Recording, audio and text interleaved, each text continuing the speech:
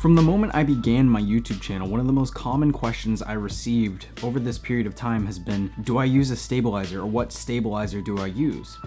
And for the greater part of the last 2 years since I've been doing what I would call like YouTube filmmaking, I've been pretty reluctant to invest into something like a 3-axis gimbal or a Steadicam or a Ronin or something like that. And it wasn't because I thought it wouldn't be a useful tool as much as I just felt as though it wouldn't be something that would have fit into my workflow. More often than not, the kind of shooting that I do is really focused around run and gun, being in the moment, just capturing candid, sort of fast-paced things. Vlogging heavily relies on just kind of having your camera ready at all times. That's generally how you're going to capture the best content. And having to carry around a stabilizer of some sort, regardless of how big or small it was just another tool or another piece that was added into the equation that could complicate things. Another set of batteries to charge, more equipment, more weight in a camera bag. I've always understood why stabilizers are important and why you'd want to use them for certain situations, but I've never felt the need to go out and try one or just try and even use it in my workflow. Pretty much from the first time that I started playing with cameras, I've always been a little bit of a frugal-minded person when it comes to filmmaking tools. Sliders, dollies, Steadicams, stuff like that. I've always found a solution or a way to get around it without having to buy the equipment. And in that time period of really just learning how to get good with what I have available to me, I became really good at shooting handheld. You guys have seen that I've done videos in the past talking about camera movement and handheld camera movement, how you can do a surprising amount of things with just your hands and you don't need all the fancy equipment. I've been really surprised with the results I've been able to achieve. Now, coupled with the fact that my camera, the Sony a7R II, utilizes the in-body image stabilization, those two paired together make a pretty solid combination. Now, of course, there is a pretty dramatic limitation to what you are able to achieve in terms of smooth looking footage with just handheld camera movement. In the last year, there has been an insane amount of hype built up around 3-axis gimbal stabilizers and, you know, how every YouTube filmmaker needs one. It's another one of those sort of like stereotypes almost of like a YouTube content creator that, oh, you have a Zhiyun crane or you have some sort of 3-axis gimbal.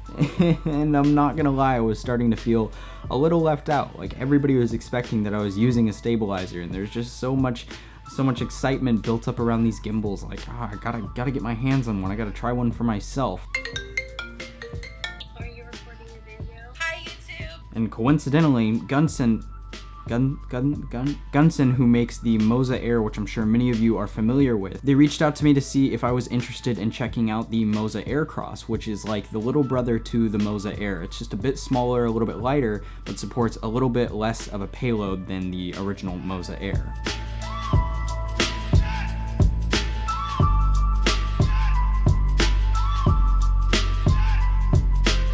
Now, this video isn't going to be a review of the Moza Air Cross. That'll be coming here soon. This is designed to be a little bit more of like my first impressions of the gimbal, if you will. As pretty much a first-time gimbal user, I wanted to share with you guys what my first impressions, my raw sort of views at what shooting with this gimbal was like for the first time. Right out of the box, the first time setup went pretty smooth. Now, slight disclaimer, when I said I am a first-time gimbal user, that's not entirely true. Back when I worked at Pro Photo Supply, balancing and setting up gimbals and stuff like that was kind of like one of my jobs, as I worked primarily in the video department. So I have set them up before and like played with one, but I've never actually got to utilize them and shoot with one in my own work, in my own environment, if that makes sense. I had some hesitations going into shooting with this gimbal for the first time because, as you guys saw in the beginning scene of this video, I was shooting out in the snow. It was really cold and I was worried that it was just gonna be sort of heavy and clunky. My hands were gonna hurt from running around in the really cold weather. I had a feeling that like getting in and out of my car as I was driving around getting the shots was gonna be an issue, and turning it on and off, like getting it all steady. To be perfectly honest, I just had a feeling that it wasn't going to be a very intuitive or simplistic experience, but I was wrong. Powering the gimbal on and off, even if it wasn't perfectly level and flat and surface, I would just hold it in my hand, hold down the power button, and it would turn on and level perfectly every single time. I never had an issue with it sort of creeping or changing angle over time, which is something that I know a lot of gimbals kind of always seem to have a problem with, at least back a couple years ago when I was playing with them. But never dealt with that, which was great. Now when I set the gimbal up for the first time, I pulled everything out of the box, I popped the batteries, and I had no idea if they were even charged, but I connected it up to my phone. Moza has an assistant app, which is actually super intuitive, so good job on that. And the batteries read that they were at 50%. Now, I was out shooting for a good 4 hours and it didn't die, which was like mind-blowing to me. I forgot to charge them before I went out to shoot, but the other thing that stood out to me was the build quality and the overall construction of the gimbal. I was worried that it was going to be maybe a little bit heavy and just kind of get frustrating to shoot with over time, but the weight seems to be about perfect partnered with my Sony a7R II. Okay, I don't want to go too far into detail, but so far, I have to say my first impressions of the Moza Aircross are 2 thumbs up, and I'm super excited to start using it more to actually put together a full sort of thorough review for you guys, so be on the lookout for that.